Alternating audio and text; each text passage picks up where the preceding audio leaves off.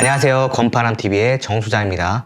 여러분들 일상생활에서 스마트폰 자주 사용하고 계시죠? 책상에 앉아있을 때나 누워있을 때, 그리고 사무실에서 소파에 앉아있을 때도 이런 스마트폰 자주 사용하고 계실 텐데, 혹시 이 스마트폰으로 등기부등본도 열람할 수 있다는 사실을 알고 계셨나요?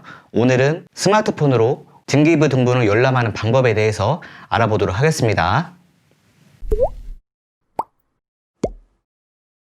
자, 그럼 제일 먼저 해주셔야 될 일은 핸드폰 내에 있는 플레이스토어 앱을 찾은 다음에 터치를 눌러주세요. 자, 그럼 그 다음에 플레이스토어 내에서 인터넷 등기소를 검색해서 어플을 찾아주시면 되겠습니다. 인터넷 등기소 앱을 찾으신 다음에 설치를 눌러주시면 이렇게 설치가 진행이 되실 거예요. 와이파이로 받으셔도 되고요.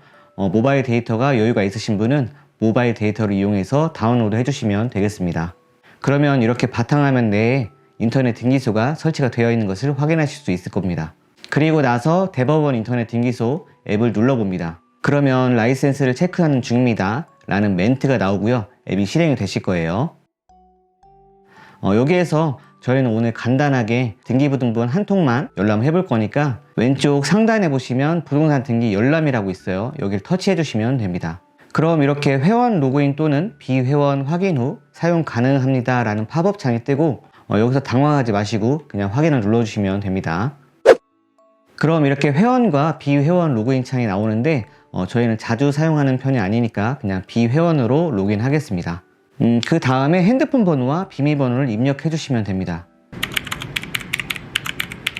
확인을 눌러보시면 이렇게 전번과 비밀번호를 기억하라는 확인 팝업 창이 뜨실 텐데 비밀번호를 반드시 기억해 주셔야겠어요.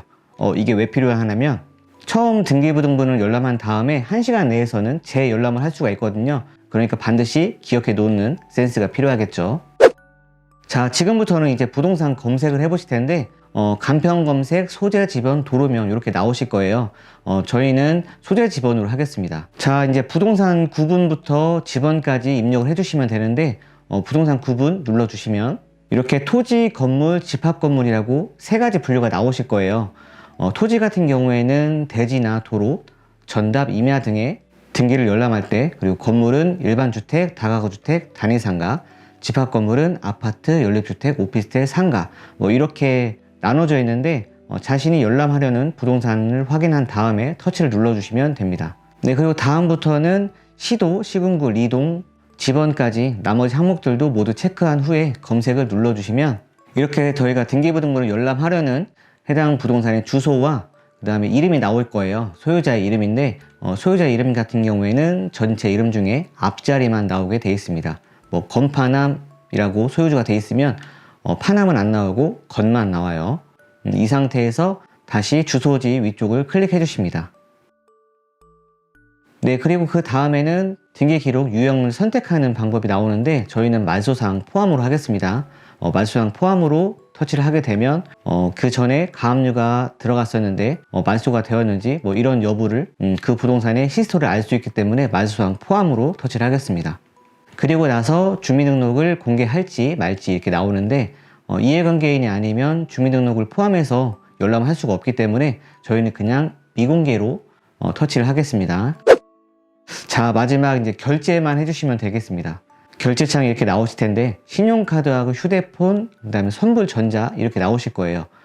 신용카드 입력을 원하시는 분은 신용카드 입력을 해주셔도 되고요. 저 같은 경우에는 그냥 휴대폰이 조금 편하다고 생각이 들어서 휴대폰을 하겠습니다. 휴대폰 번호하고 이동통신사하고 생년월일, 성별, 그 다음에 약관을 동의해 주시고요. 그럼 이렇게 수수료 결제창이 나오실 겁니다. 700원 정도가 소요가 될 텐데 입력한 번호로 결제됩니다. 결제하시겠습니까? 라고 나오면 저희는 확인을 눌러주시면 되겠습니다. 그럼 이렇게 거래 일시하고 결제 금액하고 승인번호 이렇게 나오는데 그 아래쪽에 등기사항 요약이라고 써 있을 거예요.